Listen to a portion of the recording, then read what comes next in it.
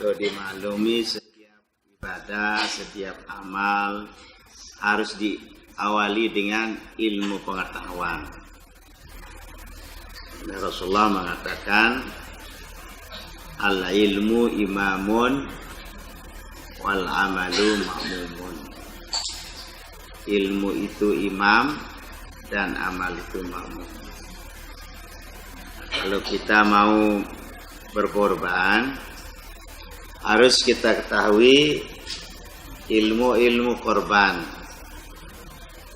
Yang kemarin sudah saya bahas, tapi kita ulang kembali.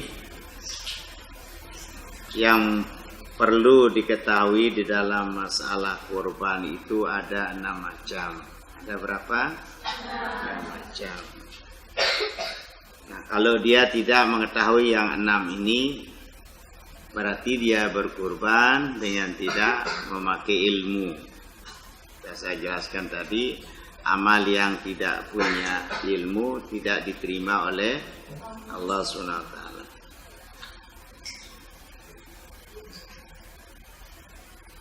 Al-ilmu, al-amalu bila ilmin. Al-amalu bila ilmin. Amal tanpa ilmu kasyajari bila tamarin. Seperti pohon kayu yang tidak berbuah.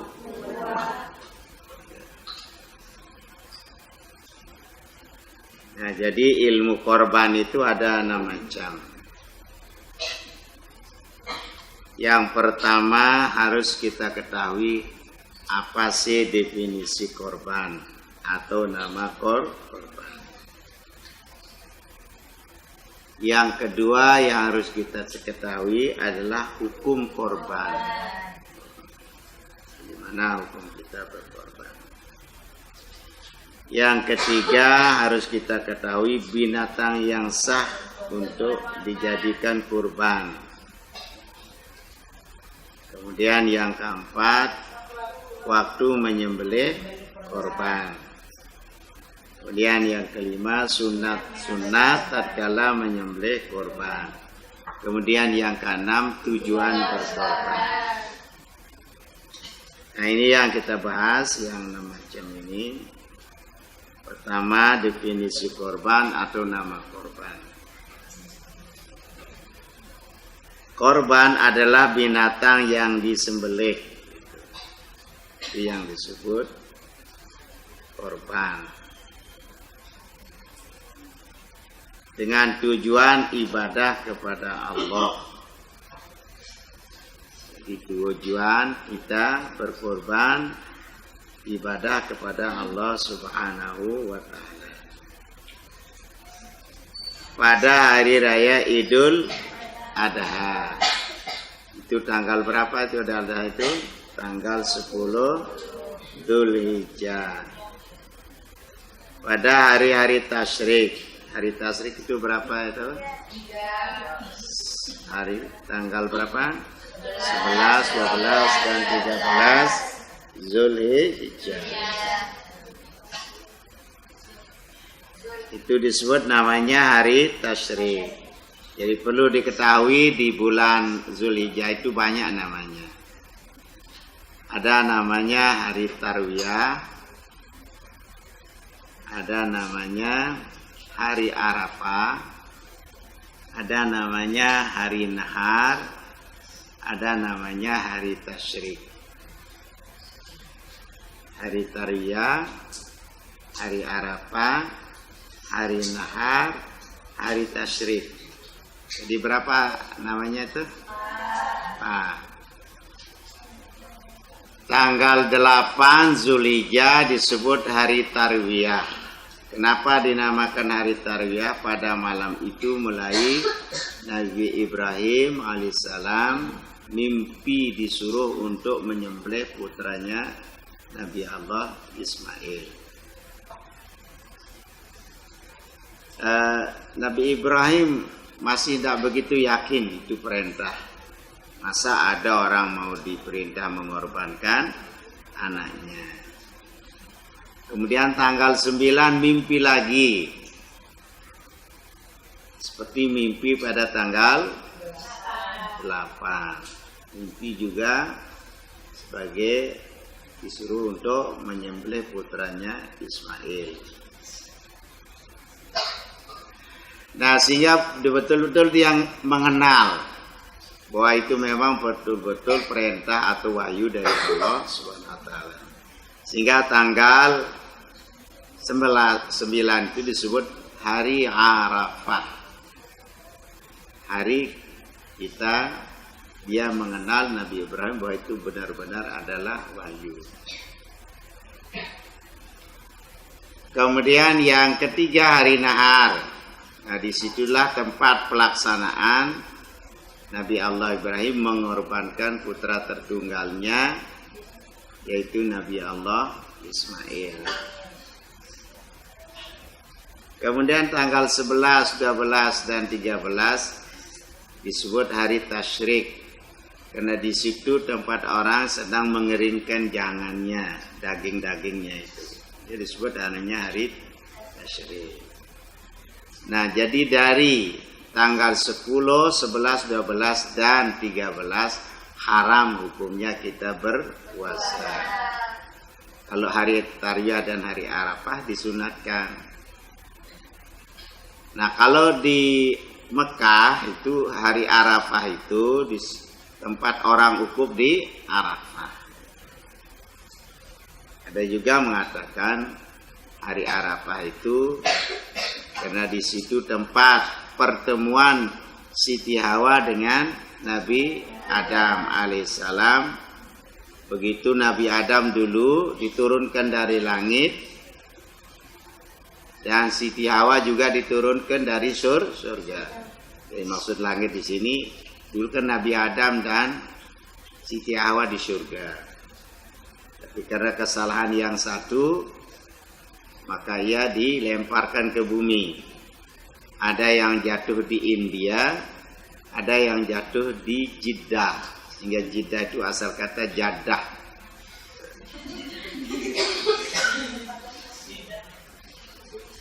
Nah, lama perpisahan antara Nabi Adam dengan Siti Hawa itu 200 tahun.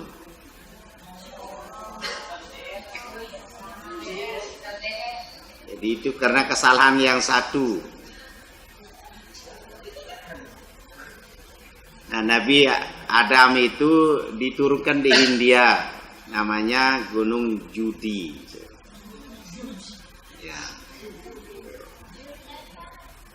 Adit itu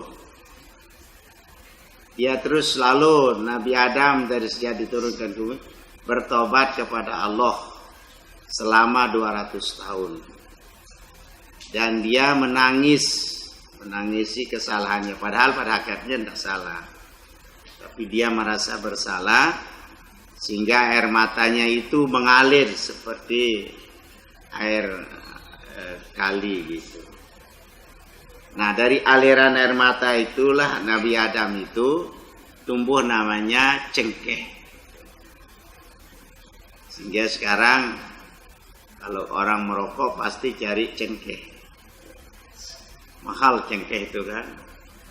Jadi air mata yang menangisi dosanya itu harum.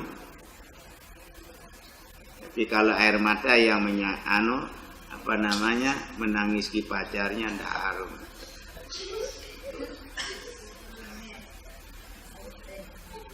Nah, antara Nabi Adam dengan Siti Hawa ketemulah dia di Arafah.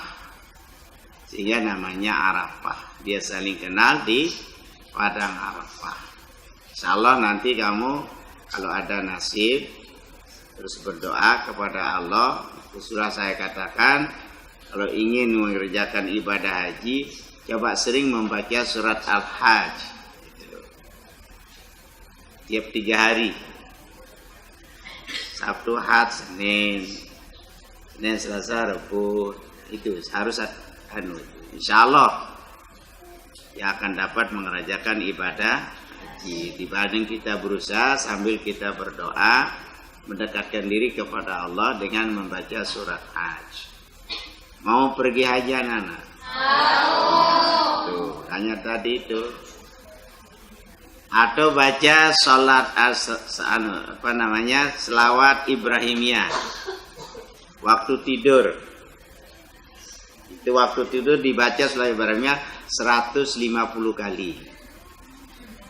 Tahu nama selawat Ibrahimiyah? Apa itu? Allahumma salli ala sayyidina Muhammad wa ala ali sayyidina kama sallaita ala sayyidina Ibrahim wa barik ala sayyidina Muhammad wa ala ali sayyidina kama barakta fil alamin. Itu mau tidur itu dibaca 150. Insyaallah nanti dia akan mendengar panggilan Nabi Ibrahim. Karena dulu waktu dia membangun Ka'bah, Nabi Ibrahim itu memanggil. Siapa yang mendengar panggilan Nabi Ibrahim berarti itu akan dapat mengerjakan ibadah haji. Yang laki ingin pergi haji apa enggak? Oh, itu kurangan semangat.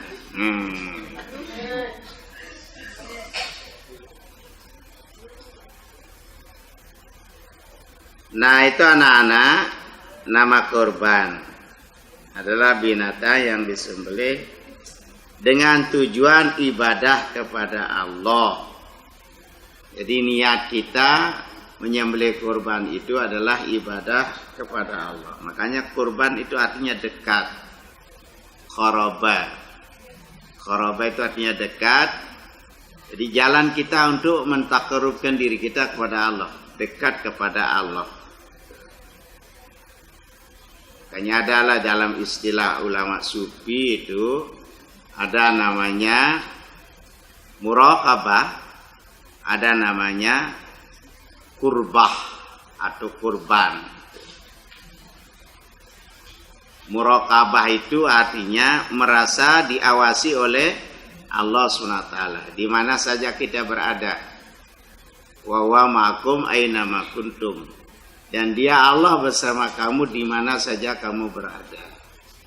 Merasa diawasi.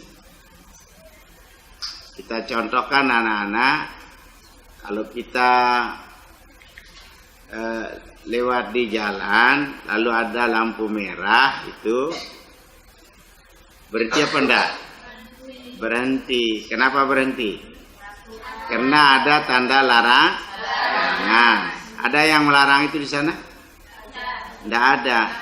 Tapi takut apa enggak? Takut. Kenapa? Karena merasa diintai atau diawasi oleh segala macam bahaya lalu lintas. Nah, demikian juga orang yang muraqabah itu anak-anak, di mana saja dia berada, karena Allah di mana saja dia ada, merasa diawasi oleh Allah. Di saat dia mau mengerjakan dosa, tidak berani, karena dia sedang diawasi oleh Allah. Atau dia sedang malas untuk beribadah, dia merasa diawasi oleh Allah. Makanya anak-anak, ada yang mengumpamakan orang yang muraqabah itu seperti orang bekerja harian. Kalau di situ bosnya pasti kerjanya sungguh-sungguh kan? Karena dia diawasi. Tapi kalau ndak ada di sana pengawasnya, ya main-main dia. Kadang-kadang luh-luhnya itu dibuang. Jadi manusia yang merasa diawasi oleh Allah, berarti orang itu namanya muraqabah. Orang-orang yang muraqabah itu akan menjadi orang yang kurbah. Orang yang dekat kepada Allah Subhanahu wa ta'ala. Nah, salah satu sarana untuk mendekatkan diri kepada Allah adalah dengan jalan kurban. Nah, pelaksanaan kurban itu adalah pada hari raya Idul Adha. Id artinya kembali, Adha berkurban. Tanggal 10. Dan pada hari-hari tasyrik yaitu tanggal 11 sampai 13. Itu definisi atau nama korban. Kemudian yang kedua, hukum korban. Sebagian ulama berpendapat korban itu hukumnya wajib. Ada juga yang mengatakan sunnah. Nah, kalau kita pegang pendapat yang pertama ini, siapa saja tidak berkorban berarti dosa, karena hukumnya wajib. Kalau kita berpegang kepada yang mengatakan sunat, kalau kita kerjakan dapat pahala, kalau kita tinggalkan tidak mendapat dosa. Kecuali dia bernazar. Nah, kalau dia bernazar maka hukum korban itu wajib. Misalnya dia bilang, ini saya mau beli sapi, ini saya mau beli kambing, ini saya mau beli kerbau, ini saya mau beli onta, besok saya akan jadikan kurban. Nah, berarti sudah namanya kurban nazar. Alasan yang mengatakan wajib berkorban itu firman Allah di dalam surat Al-Kautsar ayat 1 sampai ayat 2. Bagaimana firman Allah? Inna a'tainakal kautsar. Sungguhnya kami beri kamu hai Muhammad Al-Kautsar. Kautsar itu artinya nikmat yang banyak. Ada mengatakan Kautsar itu kolam Kautsar atau telaga Kautsar nanti di akhirat. Lalu ayat ini fasalli li rabbika. Maka salatlah kamu untuk Tuhanmu. Wanhar dan berkurban. Nah, jadi anak-anak, salat Idul Adha itu ada dalilnya Al-Quran. Tapi salat Idul Fitri tidak ada dalilnya dalam Al-Quran. Dikias dia daripada dalil salat Adha. Tapi salat Adha tidak ada dalil takbirnya. Kalau Idul Fitri ada dalil takbirnya. Walitukmilul iddat walitukabbirullaha ala ma hadakum. Jadi ada tukeran itu. Kenapa Idul Adha ada anunya takbirnya? Karena dikias dari dalil Idul Fitri. Kenapa Idul Fitri ada dalilnya? Karena dikias daripada Idul Adha. Begitu. Jadi sini kata fasalli, maka salatlah. Maksudnya Idul Adha. Li rabbika bagi Tuhanmu, wanhar dan berkorban. Nah, ini mereka yang kena ada perintah wanhar itu fi'il amr itu hendaklah berkorban. Hingga dia berpendapat bahwa korban itu hukumnya wajib setiap tahun.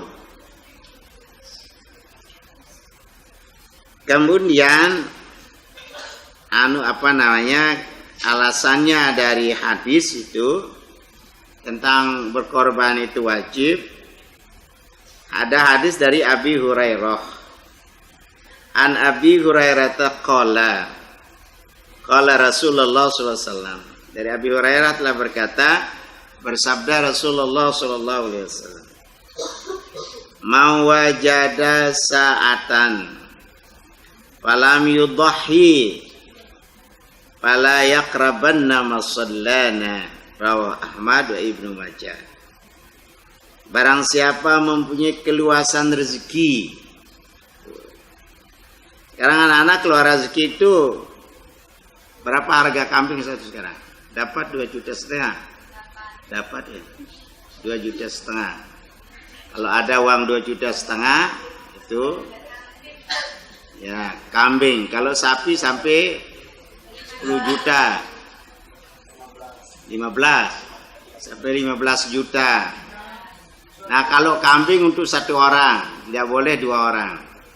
Hanya kalau ada orang arisan berkurban, terus sama nyerahkan di kepala sekolah keluarkan barang-barang 10.000 itu bukan namanya korban. Karena kambing tidak boleh patungan. Yang boleh patungan itu sapi, kerbau, unta, itu boleh. Jadi patungan dengan tujuh orang. Jadi kalau sapi 1 orang bisa untuk 7 orang. Tapi lebih afdal 1 kambing itu 1 orang kebanding daripada sapi atau unta atau kerbau 7 orang.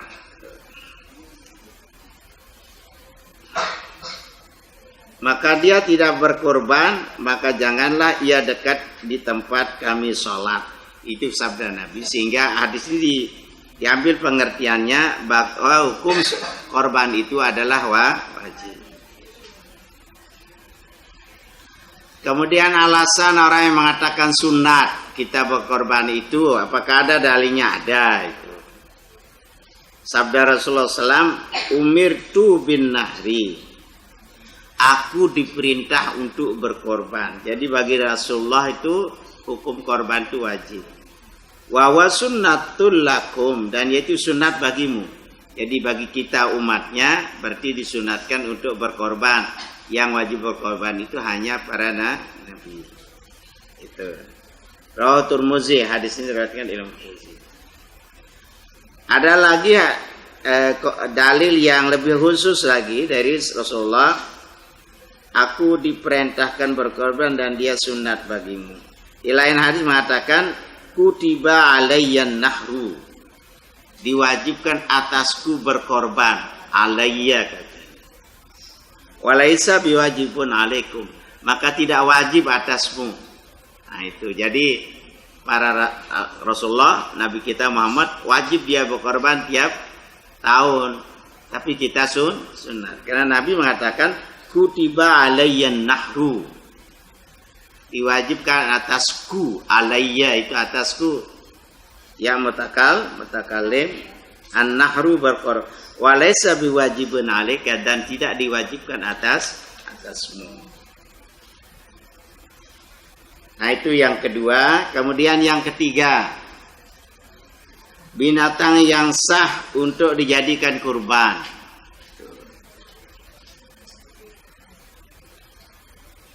Binatang yang sah untuk dijadikan korban ialah yang tidak cacat. Tidak cacat, misalnya apa? Pincang. Tidak boleh kita jadikan kambing dempang, sapi dempang, kerbau dempang, pincang ya. Atau unta, itu tidak boleh. Kita jadikan korban. Yang sangat kurus tidak boleh. Kambingnya kurus, kibasnya kurus. Tolong tenang, tolong.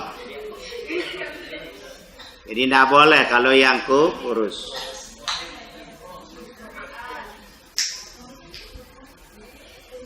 Apalagi yang tidak boleh itu anak-anak yang sakit. Tidak boleh kita jadikan kambing sakit menjadi korban. Apalagi tidak boleh putus telinganya, tidak rompong telinganya, itu tidak boleh. Apalagi yang tidak boleh putus ekornya. Tahu nama ekor anak-anak? Ya kalau dia buntung. Nah kemudian umurnya anak-anak, tolong tenang, supaya kamu tahu nanti. Jadi umur yang boleh dijadikan kurban itu pertama domba. Di dalam bahasa Arab domba itu disebut da'nun. Apa domba itu kalau kita? Kibas. Kambing kibas yang berumur 1 tahun lebih atau sudah berganti giginya. Jadi 1 tahun masuk 2 tahun itu umurnya kalau apa? Kibas. Kalau kambing biasa itu umurnya 2 tahun masuk 3. Itu sudah tanggal giginya. Kalau onta yang telah berumur 5 tahun masuk 6 dipikul onta. Sapi dan kerbau yang telah berumur 2 masuk 3.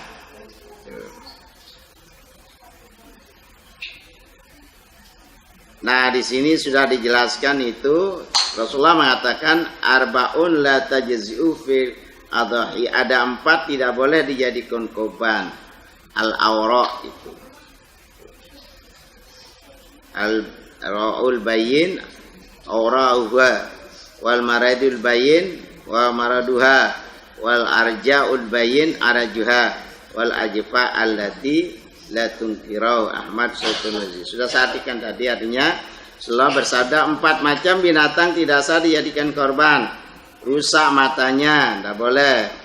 Sakit, pincang, kurus, tidak berlemak.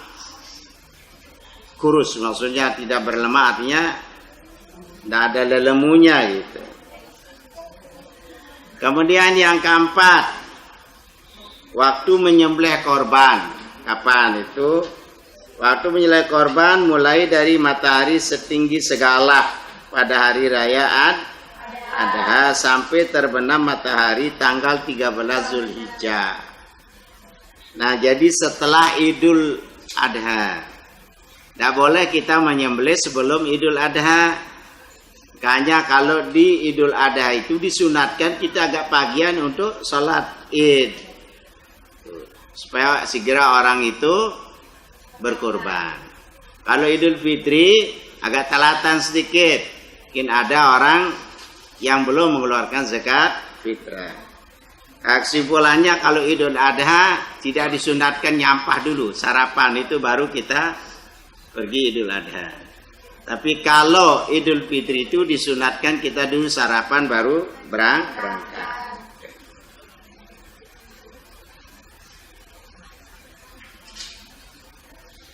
Sabda Nabi sallallahu alaihi wasallam, man dzabaha qabla salati fa inna ma yadhbahu li nafsihi wa man dzabaha ba'da salati wal khutbataini faqad atamma nusuku wa asaba sunnatal muslimin. Man dzabaha qabla salati, barang siapa menyembelih sebelum salat Id, fa innahu yadhbahu li nafsi, hanya dia menyembelih untuk dirinya. Wa man dzabaha ba'da salati wal khutbataini, barang siapa menyembelih sesudah salat Id dan 2 khutbah, qad atamma nusuku, sudah sempurnalah ibadahnya. Wa asaba sunnatal muslimin, dan dia dapat sunat orang-orang Islam atau aturan-aturan Islam. Kemudian yang kelima, sunat tatkala menyembelih korban. Sunat tatkala menyembelih korban itu 5 macam. Jadi ini bagi mereka yang berkorban atau yang ingin menjadi calon untuk berkorban, dia harus tahu yang 5 ini. Yang pertama membaca bismillah sampai akhir, bismillahirrahmanirrahim. Kedua membaca selawat, Allahumma shalli ala Muhammad. Kemudian yang ketiga takbir. Kemudian yang keempat berdoa. Nah, ini doanya, Allahumma taqabbal min Muhammadin wa ali Muhammad. Itu ini dibaca. Itu kita mau menyembelih. Rawahu Muslim, hadis ini diriwayatkan oleh Imam Muslim. Dan sunatlah binatang yang disembelih itu hendaklah dihadapkan ke kiblat.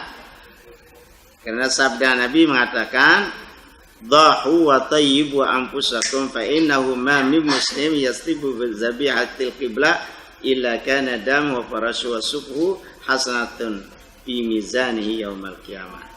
Dhahu, berkorbanlah kamu. Wa tayyibu anfusakum, dan perbaikilah cara berkorbanmu pada dirimu. Fa innahu, maka bahasanya, ma min muslimin, tidak ada dari orang Islam, yastaqbilu bidhabihati qiblati, menghadapkan sembelihannya ke arah kiblat, illa kana dama, kecuali darahnya, wa farasha, dan bulunya, wa sufyan, dan anunya juga rambutnya dan bulunya, hasanatin, nanti akan menjadi kebaikan. Fi mizanihi, pada timbangannya di akhirat, yaumal qiyamati, pada hari kiamat. Kemudian terakhir anak-anak, tujuan korban. Tujuan korban ialah untuk mengembirakan fakir miskin di hari raya Idul Adha. Jadi orang-orang miskin kita buat gembira. Kalau Idul Fitri juga kita buat gembira dengan kita berikan zakat fitrah. Idul Adha kita berikan dia supaya dia sangat fakir miskin adalah daging apa? Daging korban. Itu tujuan kita berkorban. Karena kita perlu itu kasih sayang kepada orang fakir miskin. Jangan sampai kita menjadi orang yang pelit gitu. Hanya disunatkan berkorban. Sebagaimana hari raya fitrah itu mereka digembirakan dengan zakat fitrah. Oleh karena itu daging korban yang sunat hendaklah disedekahkan. Kalau dia berkorban sunat, disedekahkan mentah-mentahan. Tahu nama mentahan anak? Ya. Kecuali sedikit sunat dimakan oleh yang berkorban. Kalau korbannya korban sunat, boleh dia ngambil hatinya atau apa. Korban tidak boleh dijual. Jadi tidak boleh menjual korban. Oleh yang berkorban maksudnya. Ya. Kalau yang nerima ya sudah aja itu. Oleh orang yang berkorban itu tidak boleh dijual. Sekalipun hanya kulitnya tidak boleh juga dijual. Makanya kalau ada orang berkorban itu anak-anak, yang paling terbaik adalah dia menyembelihkan dirinya korban itu. Tapi kalau dinyuruh orang itu harus diongkos orang itu. Yang bilang begini, ya sudah nanti itu kepalanya jadi upahmu. Berarti korbannya tidak ada anunya, tidak ada kepalanya. Atau dia bilang nanti kulitnya sudah jadi upahmu.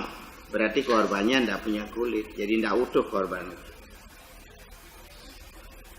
Sabda Rasulullah SAW an Sa'id, qala Rasulullah SAW dari Sa'id, la tabi'ul lahumal hadyi wal adhi wa kulu wa tasaddaqu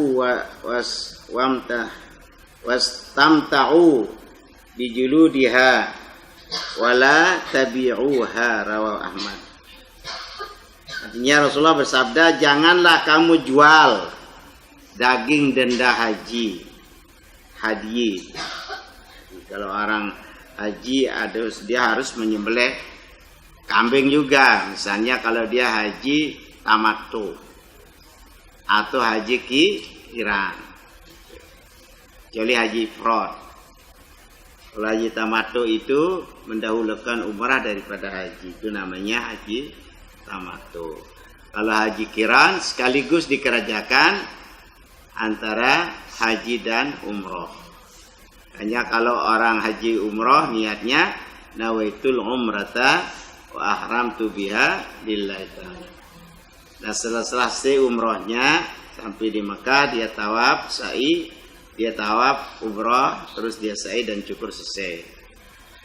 Nah nanti kalau dia mau pergi haji, mengerjakan haji, maka dia mulai pasang niat di tempat mondoknya sendiri. Nawaitul hajja wa ahramtu bihi lillahi ta'ala. Lalu berangkat ke Arafah. Nah itu namanya haji tamattu, bersenang-senang. Nah, tapi wajib dia mengeluarkan hadi tadi, denda atau dam. Damun artinya darah. Kalau dam itu yang bawa pasir itu.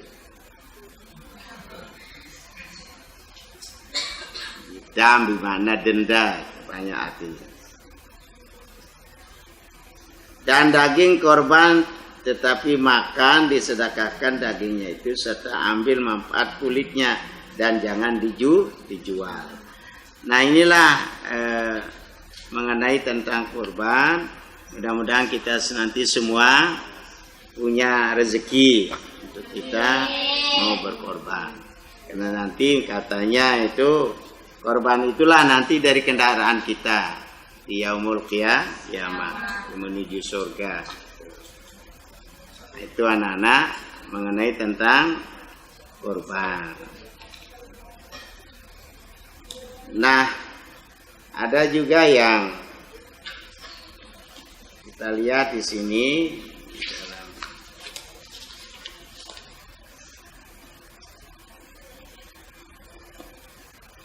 cara menyembelih tadi belum saya jelaskan itu. Wa ma qudira ala zakatihi fa zakatu fi halqihi wa labbatihi wa ma lam yuqaddar ala zakatihi fa zakatu aqluhu haitsu qidra alaih wa kamalu zakati arba'atu asya. Baru sempurna sembelihan itu adalah dengan 4 cara. Penyembelihan yang sempurna adalah dengan satu itu ya, qat'ul hulqum. Penyembelihan sempurna adalah terputusnya 4 perkara, yaitu hulqum itu kerongkongan, wal mari'i saluran makanan itu harus putus, wal wadajain itu dan saluran makanan dan minuman, kemudian urat sebelah kanan dan kiri leher di sini itu disebut adanya wadajain. Wal mujzi'u minha syai'ani, sedangkan penyembelihan yang sudah dianggap cukup itu dan sah adalah memotong 2 hal, qat'ul hulqum wal mari'i, yaitu memotong kerongkongan dan saluran makanan dan minuman. Nah, ini sudah sah itu cara menyembelih itu.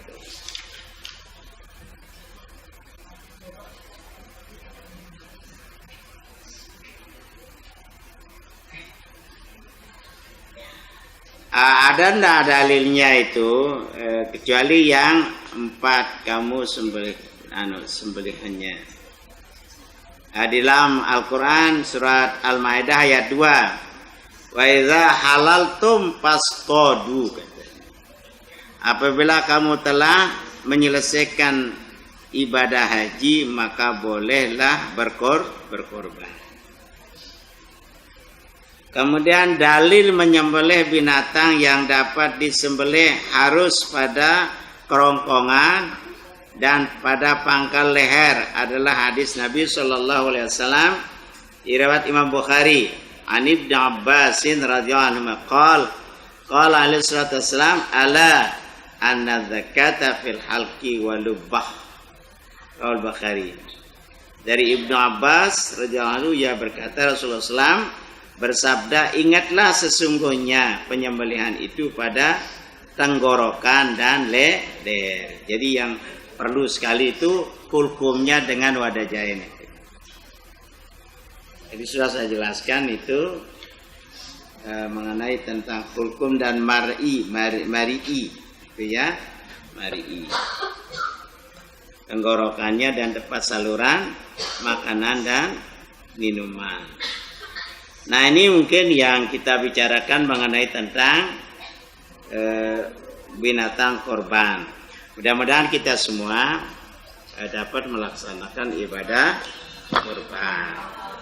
Tidak ingin berkorban anak-anak? Ingin ya? Sama nanti punya uang deh. Mungkin ini yang dapat saya sampaikan itu. Lain akan datang kita kembali membicarakan materi-materi yang lain. Bismillahirrahmanirrahim. Alhamdulillahirabbil alamin. Hamdan yu'ti ni'matahu mazida. Ya Rabbana lakal hamdu kama yanbaghi li wajhika 'azimi sultanika. Allahumma shalli ala sayyidina Muhammad wa ala ali sayyidina Muhammad. Allahumma iftah 'alaina futuhal 'arifin waj'alna min ulama'i al-'amilin bi rahmatika. Amin. اللهم علمنا ما ينفعنا وانفعنا بما علمتنا اللهم زدنا علما وارزقنا. اللهم انا نستعينك فاجعل الفضل لنا انك انت اشرح لي صدري ويسر لي امري واحلل عقدة من لساني يفقهوا قولي سبحانك لا علم لنا الا ما علمتنا. اللهم اجعل هذا كفنا اللهم اغفر لنا ذنوبنا ووالدينا صغر لجميع المؤمنين والمؤمنات والمسلمين والمسلمات الأحياء والأموات في الدنيا حسنة في الآخرة حسنة وقنا عذاب النار بفضلك يا ستار يا جبار يا قهار ولكن الجنة كلها مع الأبرار يا عزيز يا غفار يا غفار. صلى الله على سيدنا محمد الحمد لله رب العالمين. الفاتحة. إياك نعبد وإياك نستعين.